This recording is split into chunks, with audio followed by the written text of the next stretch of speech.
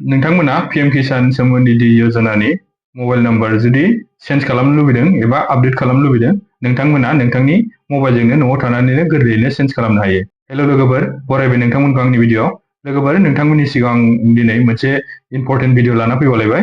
बे भिडिअ'आनो जादों नोंथांमोना न'आव थानानैनो नोंथांनि स्मार्टफनजोंनो जुदि पीएम किसान samman nidhi यजनानि मबाइल नाम्बार आपडेट खालामनो नागिरदों होनबा नोंथाङा मबाइलजोंनो खालामनो हागोन। लोगोसे नोंथांमोननिसिम फिसा इनफरमेसन, जुदि नोंथांमोना दासिमबो आधार कार्ड आपडेट खालामाखैबा आधार कार्डखौ आपडेट खालामनानै ला। आरो बेखौ बोरै आपडेट खालामो, जुदि नोंथांमोना खालामनायाव माबाफोर बेले बेजे जादोंबा बेनि सोमोन्दै आं सिगाङावनो आंनि इउटिउब चेनेलाव भिडिअ आपलोड खालामखांखाबाय। नोंथांमोना बे भिडिअ नायनानै खालामनो हागोन। लोगोसे आं भिडिअनि लिंकखौ डिसक्रिपसनावबो होनानै होखागोन लोगोफोर। नोंथांमोना डिसक्रिपसनाव थांनानै गोरलैयैनो नायनो हागोन। लोगोसे जुदि नोंथाङा बे भिडिअखौ इउटिउबाव नायदोंबा इउटिउब चेनेलखौ साबस्क्राइब खालाम। लोगोसे बेल आइकनखौबो थुलां लोगोफोर।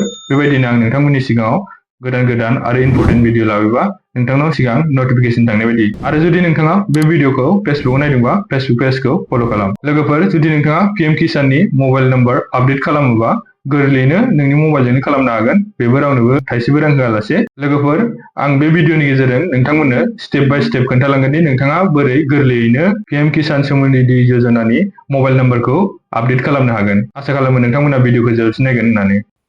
फार्स्टआव नोंथांनि ब्राउजाराव थां, जायखिजाया मोनसे ब्राउजाराव। आङो दा क्रोम ब्राउजारनि गेजेरजों नोंथांमोननो खोन्थागोन। बेखायनो क्रोम ब्राउजाराव फैबाय, बेनिफ्राय टाइप खालामबानो जाबाय pm kisan .gov.in बिदि लिरनानै सार्च खालाम। सार्च खालामनाय लोगो लोगो नै pm kisan samman nidhi यजनानि अफिसियेल वेबसाइटआव फैबाय। नै होमबा गाइडथिं थां।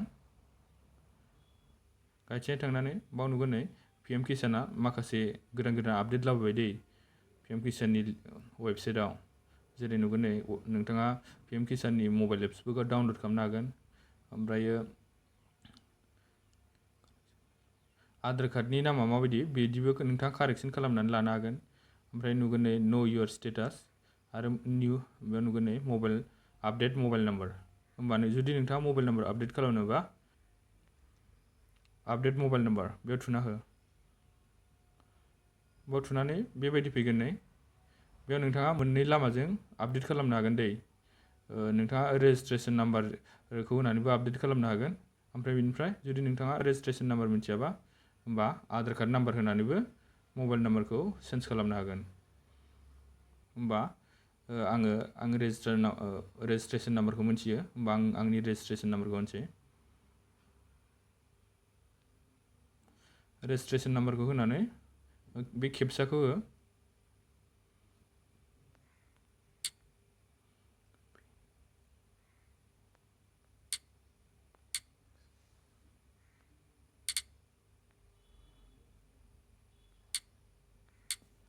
खेबसाखौ होखांनायनि उनाव सार्चआव थुना होबानो जाबाय।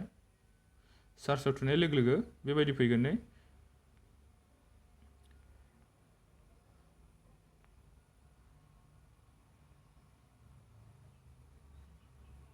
नोंथाङा कनसेन्टखौबो फरायनो हागोन। जुदि नोंथाङा फरायाबा डाइरेक्ट गेट आदार अटिपि बेयाव थुनानै होबानो जाबाय।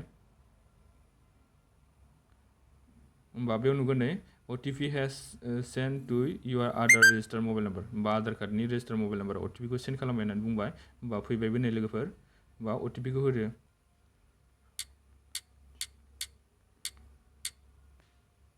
अटिपिखौ होखांनायनि उनाव भेरिफाइ अटिपि बेयाव थुना होबानो जाबाय। बेयाव ओंखारगोन नै आधार अटिपि भेरिफाइड, अकेआव थुना हो।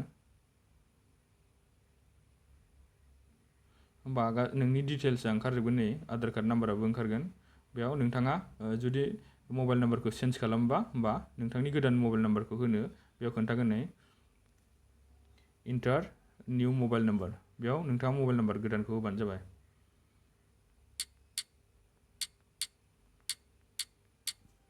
मबाइल नाम्बारखौ होनानै गेट अटिपिआव थुना होबानो जाबाय। होमबा नों मबाइल नाम्बार होनायाव अटिपि थांगोन।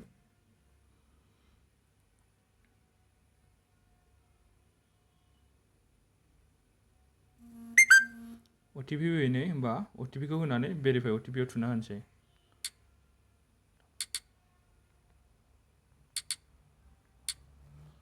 होमबा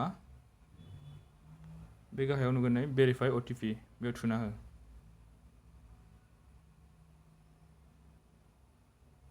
होमबा गाहायाव नुगोन नै